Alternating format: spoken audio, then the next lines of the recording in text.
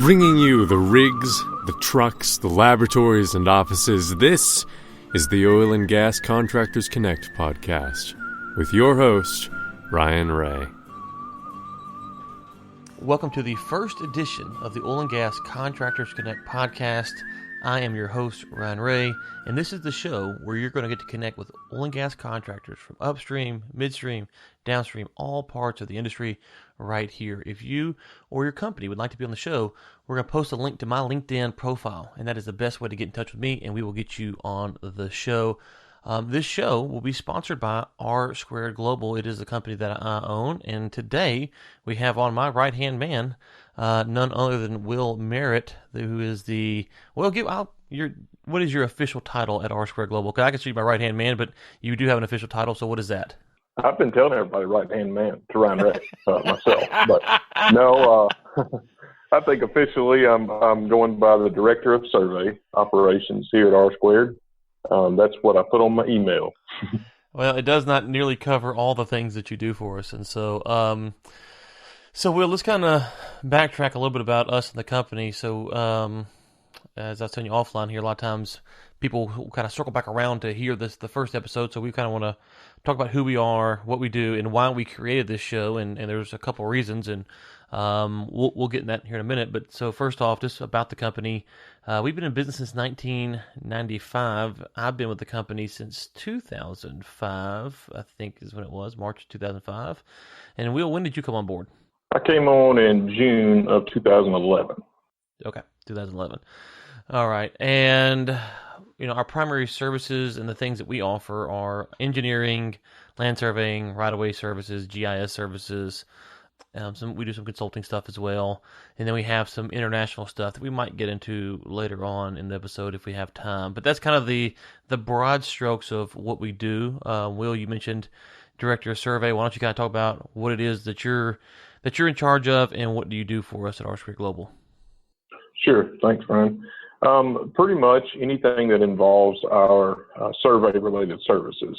With that also comes the responsibility of things that we've nurtured and grown along the way, which I guess we would say predominantly right now would be our GIS services and our kind of R&D, if you will, on keeping up with the trends and the improvements along the surveying route, not the pipeline route, but along the route of GPS integration, drones, real-time correction stuff now that we're able to use using cell networks and such.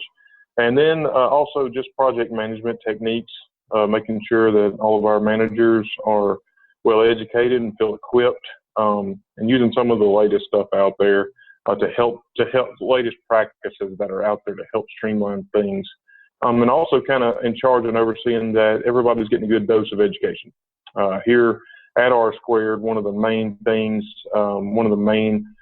points in which I love to emphasize is just that we have got to stay on the cutting edge, and we have also got to stay sharp in our intuition about not trying to solve a problem through a new technique that adds complexity, if that makes any sense. So we're constantly trying to educate some of our GIS staffers to help look at problems, look at the way that we currently do things. We'll come up with develop a solution around that using whether it's CAD, GIS, AutoCAD, Civil 3D, SolidWorks, different platforms to try to come to a better method or a better process of moving things down the line. And then as we refine those processes, we'll roll it in to another phase of development before we start to push it down into the operational scheme of things. Day to day, also just make sure that my managers are supported on their projects, check their budgets, make sure that they're tracking along the way that they expected, keep tabs with clients, wanting to know if they're pleased with how things are going, if there are any special needs that they might have. Additionally, keep in contact with our field personnel, our managers that are out that way, out west in South Texas and over in Louisiana, just making sure that they feel supported and have what they need to do their job. And then from time to time, because I've fostered a lot of relationships early on in my career here, keep tabs with a lot a lot of clients, specifically some with companies that were here whenever I got here and then came along later. So I guess that's kind of the 30,000 foot view of what it is that I try to keep the pressure on here. Right. You talked about, solving problems and stuff, and, I kind of, you kind of know my philosophy, on problem solving. And, as a professional service company, we have, boards that legislate our work, surveying boards, engineering boards. Obviously there's, the government where they're involved with crime and fraud and stuff like that. But, you talked about, hey, we want to solve a problem, but we don't want to make it harder. But one of the things I think that sometimes if we're not careful as oil and gas contractors that we can kind of forget is that we work for the client. And it kind of sounds silly and it kind of sounds almost cliche, but a lot of times, we have to remind ourselves, it seems like, and we try to remind our me and you and the employees that work with us, is that, the client they are the client, and what they want is what we're trying to accomplish. And so for us, what we try to do is say, we got to make sure that we're not violating any surveying or engineering or whatever overseeing board that we're violating. And the second thing is we're not going to get our client in trouble by what we're doing. But outside of that, we really try to take whatever the client throws at us and do it as long as it doesn't violate those two principles. And you talk about simplifying things in a way that kind of makes it a lot more clearer when you say, okay, as long as I'm not getting in trouble with the surveying board, I'm being ethical there. As long as I'm not getting my client sued, I'm being ethical there. I can really now go solve a problem that still is complex, but it's a lot more, the guidelines of how I want to solve it, they look a little bit differently because it has to be solved. This is what the client wants, and these are kind of my guideposts. Instead of making a bunch of guideposts, we try to keep those two as what we're focused on. Right. And just to iterate back on what you said at the beginning of that, is I've always operated with two principles here, and they're the ones that you drilled into me from the beginning, is we protect our client and we protect ourselves, we protect our company. Now that there's obviously many different ways in which we do that, but integrity, honesty, just straightforwardness, to be realistic right out of the gate are the most important. And the fabric that weaves all of that together, or I should say the glue that holds all that together, is communication. Proper communication channels, I try to establish those right out of the gate, no matter what kind of project it is that we're beginning, or whether it's inter-office communication, is establishing those veins of communication by which we can understand what one another's saying and what the objectives are. And to that point about seeking to find newer and more innovative ways to handle issues and things, a lot of the things that we do in-house, they are more optimization to our particular practices here. And like you said, there are guardrails on both sides, which are the constraints would be the client's needs, and opposed to that are going to be the regulation boards or state law or what have you. And so in between there, we have a lot of, sometimes there's more than others, obviously, but we have some variation by which we can choose how to tackle an issue. And what I'm trying to do with the other thinkers here is to try to establish workflows and patterns that really stimulate efficiency and that really make sure that the client is getting what they're expecting from us, not only in a timely fashion, but it's also in a more correct, there's more accuracy, more precision, if we could use those words, to the product. And those are the types of kind of fast tracking, if you want to call it that. I'm not comfortable with that term. I really just like efficiency is what we're really trying to bring to the table. But again, first, protect the client. Second, protect the company. Right.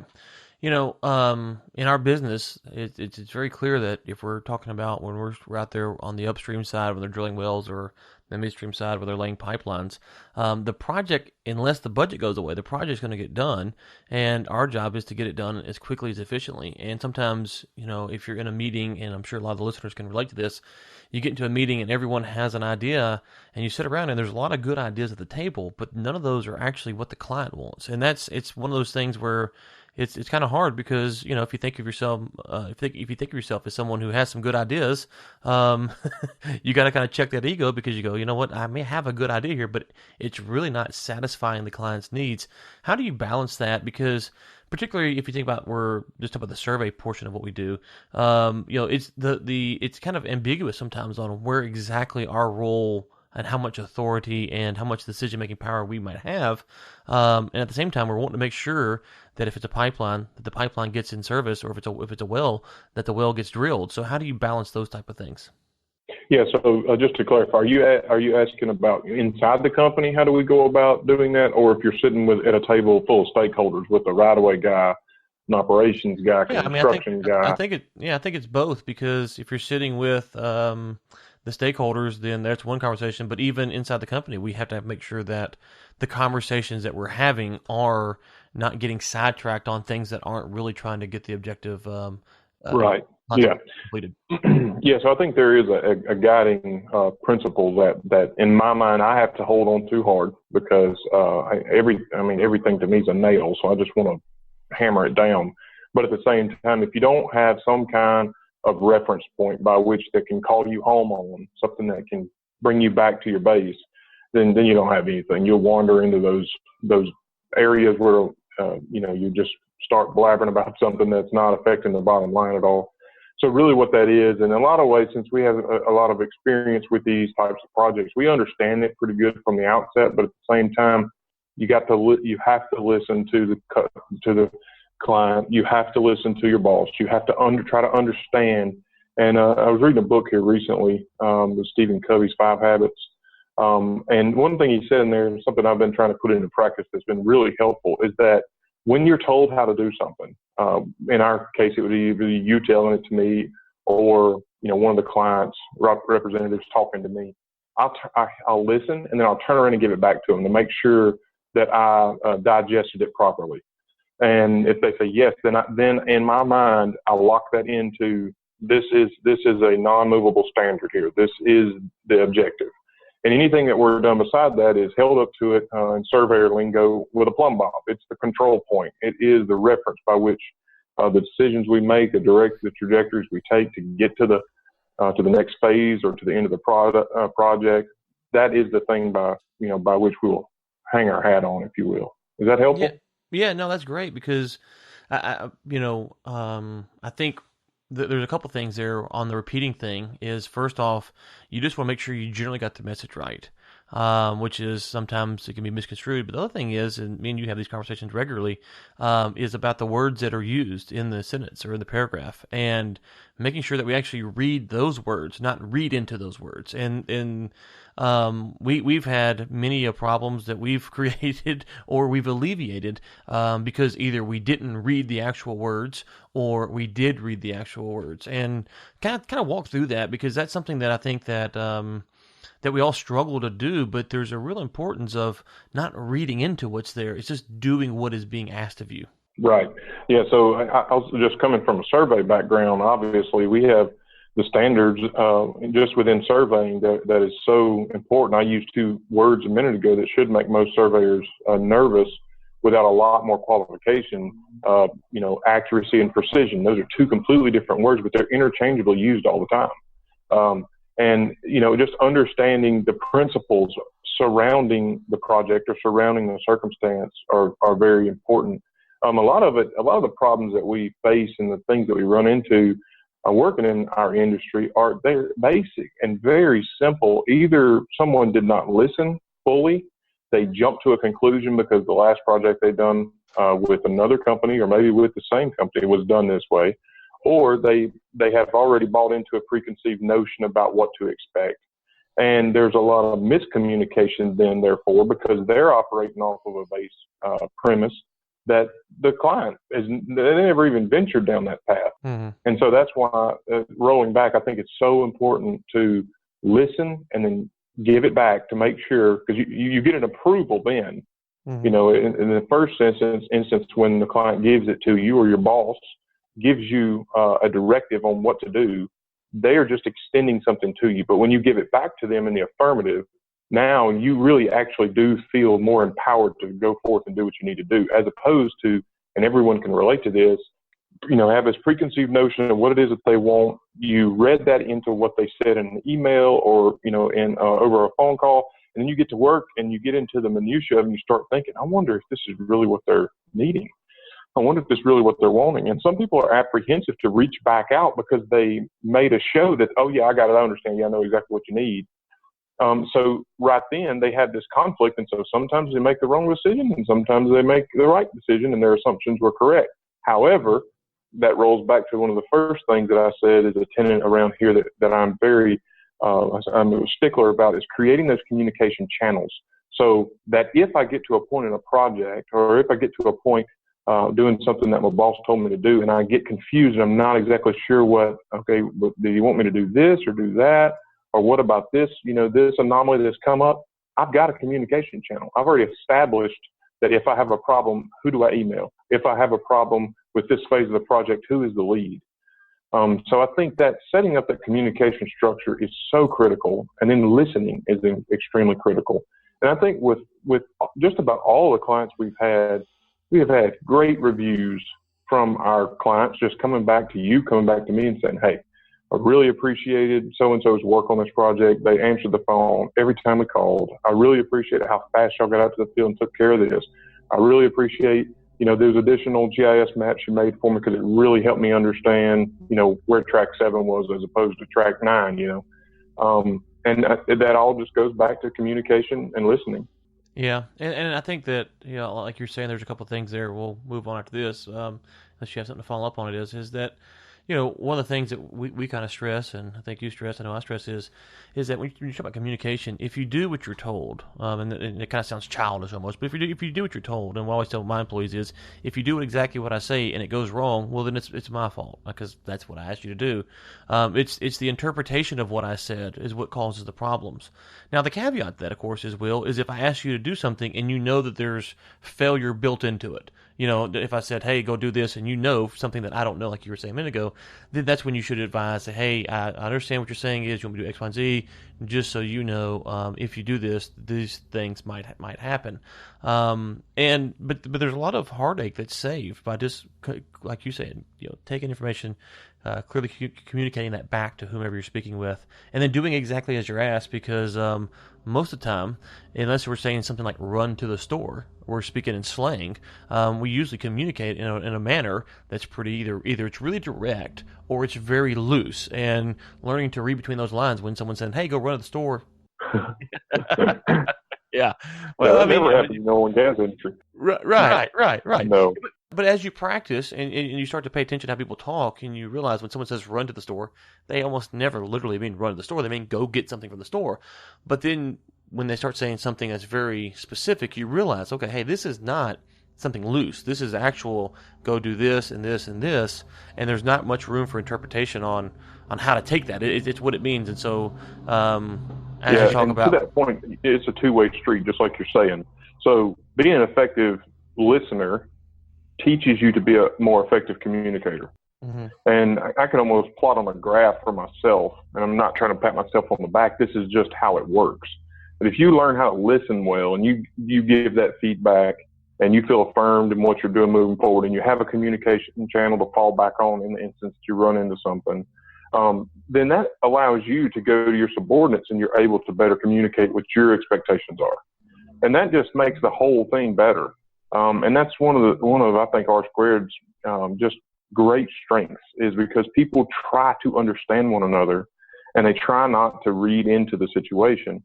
We all fight that and combat that. Now, that all being said, it's also very important that you keep a memory bank, that you remember how certain things went on past projects and stuff like that. And so we have a pretty in-depth lessons learned catalog around here that we're constantly updating and adding to.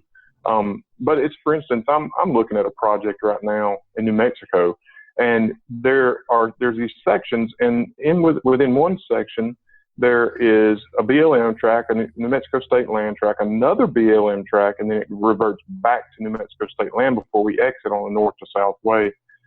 There are so many different dynamics that are happening in that area, so many different rules and regulations that are set up by agencies that are bigger than us, bigger than the client, these governing principles from the state level and from the federal level.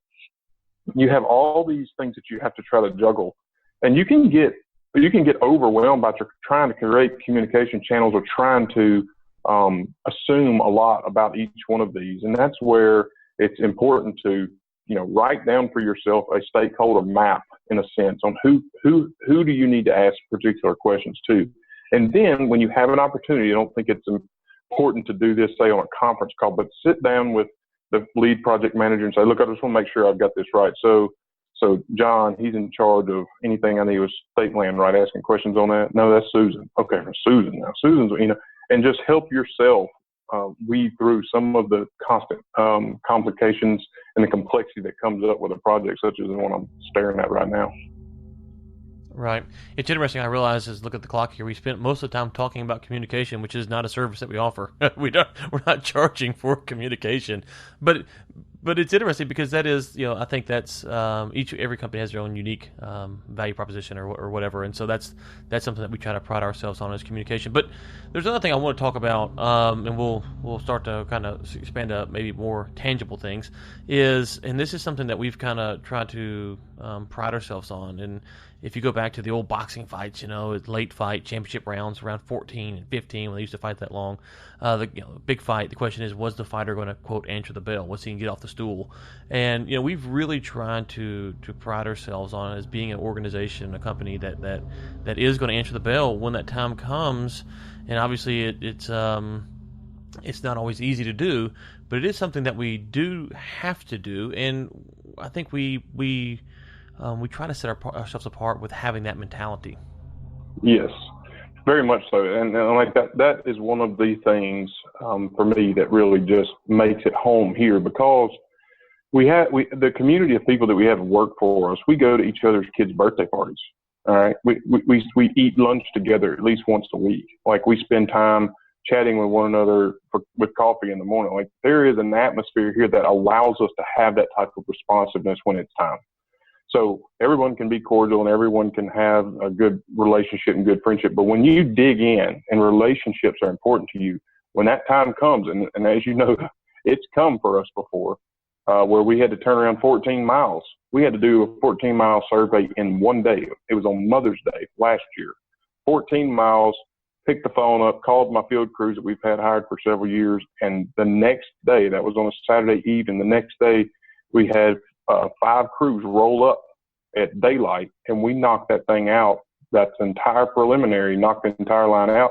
And that one day, then I jumped on a plane and came back to our headquarters on Monday. I called everybody into the conference room and told them what we had, and we hit it, and we hit it hard, and we turned out I think it was 17 plats, tract owners, 4 county road crossing permits, 3 alignment sheets, though we didn't get into the full depth there. But the plats were the main thing. We turned those out Wednesday morning at around 9:50-ish something is when we sent the plats out, and they were all certified, moving on to the state and BLM offices with the land company before noon on Wednesday, or noon on Thursday, I should say. And everyone had a sense, we're tired, of course, but everyone had a sense of, we did it. We answered the bell. We got up. We fought the good fight, and that is something that we actually look forward to, those types of opportunities. It helps weld everything together. Right. Yeah. And there's no doubt about that. And, no matter where you're at in the industry, if you're a large company or a small company, it doesn't really matter, because you can only do what your capacity allows you to do, and you have to figure out how to best spend that. And we've tried to build a business that's based on trying to communicate well with our clients and trying to answer the bell when they call. Now, have we been perfect in that? Of course not. No one has been. But those are kind of the founding principles, I guess you could say, or foundational principles rather, that we've really tried to emphasize. So let's talk a little bit, Will, about just some general, maybe get back to some survey and project related stuff. One of the questions that I think I want answered on this podcast is, what are some things, 1 thing, 2 things, 3 things, whatever, that contractors see in the industry that appear to be very small early on, insignificant almost. But if we don't address it with the client, it might slip through the cracks, and next thing you know, you wake up on a Thursday and, oh my gosh, this is a big deal. So if it's something on the well staking upstream side, the midstream side, doesn't really matter, but maybe 1 or 2 things that you see, you know what, hey, client X, we need to address this. I know we haven't even billed you yet, but we need to address this right now, because in our experience, 6 months down the road, this will really bite us in the butt if we're not careful. Right. Yeah. Perfect. And the low hanging fruit for me on that one is if we're in out in the Permian or working in the Delaware, it's line crossings. If it's a pipeline project, the line crossings are the issue, especially if you're in there in Midland County, anywhere in that area, in there, or around there, even down in Winkler. I guess Winkler is still really congested in around Wink. But if you get down and around Pecos and Reeves County over there close to the Pecos River, Ward County the same way, those line crossings, the way that I've seen it done in bid meetings with the actual pipeline contractor, the construction company will come in, they'll look on our alignment sheets and they'll say, okay, you've got 40 line crossings. The price per line crossing is going to be, let's throw a number out, $50,000. Okay, for every line crossing that they find that isn't in conjunction with what was on the sheet, say we missed 3 or 4 or 5 of them, they're going to pop the client company for anywhere from $40,000 to $80,000, depending on the difficulty for installation and mobilizing the team in and all that. And so when we're in Midland and we're running a pipeline or out in Pecos near the river and we're running a line and there's all these line crossings, it's important and imperative that we pick those up. Now, what does that do? It slows down the survey team because you've got to find these things. And we have methods in-house that we use that help us do that a little bit better, that help us, give our field crews a better chance at finding those types of things. And then there's equipment as well. So those are one of the big things like I would like for clients to hear walking in is you've got to consider these line crossings. And then the second thing is going to be, not only line crossings, but the routing in general. Dealing with landowners, if we're doing the land side of it, we'll understand some dynamics of that on whether there's permission or restrictions or whether it's foot traffic only or can we use ATVs or UTVs. Those types of things they're typically aware of, but when you get into congested areas where there's a lot of lines going in, it's very important to pay attention to that. And one other thing I'll say with the pipelines that I think in regard to that is very important that we run into constantly out in New Mexico is the fact that the state and the BLM take so long to process these grants. After the clients turned in all the stuff, with BLM, you're looking right now, it sits at about 7 to 9 months. And that's improved upon it taking them a year almost to turn out a grant. And then in New Mexico, you're looking anywhere from 5 to 7 months for them to turn a grant back out. So hypothetically, let's say I'm a pipeline company. I call Ryan R Squared. Can you guys go do this, 40-mile pipeline? Sure, we're on it. We go do it. We take care of all our necessary duties. We turn the plats over and we wait. We wait for a long time before we're ready to go to construction. During that time, in a lot of cases, because it's so active out here, there is another pipeline company that let's say 3-4 months prior to you has already used that same route and corridor. That is the case because the New Mexico State Land Office and BLM do not like for you to cut across open country. They want you to follow existing scars, follow access roads, and then they have to do their environmental surveys and assessments. And then you tweak the route around to their specifications. Well, that might have been Shirley over in the BLM doing that. And then, but a few months before she'd done it, Mark picked it up for another pipeline company and he chose the same route. Now you would say, hey, well, they got a system. They can see where they've chosen for these routes to go. But I have sat in the Santa Fe office with BLM and out in Carlsbad, and that's not necessarily the case. And so what you have to do from a survey standpoint is communicate with the client and say, look, it would behoove you greatly for us to keep our eyes on this route as the stuff's being processed at the state and BLM level. Because let's say a Kinder Morgan or an Enterprise or someone comes through and lay the line right where yours just planned to go, the New Mexico State Land and BLM will try to expedite a change on a plat for your sake. But if you don't know about it until it's time to go state for construction, now the whole thing can be held up. So that's another important thing that we always try to put out front. Right, and just to circle back around to the line crossing deal, if you just said they cost $50,000 to kind of use that number, that would take one line crossing effectively would be roughly 20 to 30 days of survey crew time, depending on how many hours a day they're working and this, that, and the other. It would take an extra 20 to 30 days of survey crew's time to compensate for the for the loss of the. Yeah, what could have took 30 Right. minutes. Right, and so you could it doesn't take 20 days to find one crossing. In 20 days, you could find infinite crossings and save Right. potentially hundreds of thousands of dollars. So that's a great point you bring up there. Whereas it looks like people are going, "Oh man, you're going a little slower. You're not hitting this pace," and it's like, yeah, and it might cost you a little bit more on the front end with the T&M of the survey crew. However, every crossing we save is exponentially cheaper than what that extra hour. Change order from the contractor. Right. That's right. That's right. Okay. Well, now we have worked, before my time up in the Northeast, but since I've been here, all the way from the Balkan down to way down south in Texas and Louisiana and Arkansas, Oklahoma. One final question, I guess, is, and we'll kind of wrap this thing up here. Is there been a big difference that you've seen since I think you came on and we were working pretty heavy in the Eagle Ford, if I remember correctly, from the Eagle Ford, Balkan? I know you get some federal regulation stuff we've dealt with, but just generally on how projects are ran, is there a big difference that you see across the industry from the different shale plays and basins that you've been a part of? Are you speaking specifically about how the projects were ran from the client side, or on how we manage the project? Well, right, from the client side, because the client's got different, there's different demands. Like when we were in the Haynesville, before you came on, the demands of the schedule was just obscene. It was crazy. We don't see that as bad today. We do see it sometimes, but not as bad. But in the Balkan, there was obviously some more terrain differences. So, what are some of the things that you might see the clients are doing differently across? Yeah.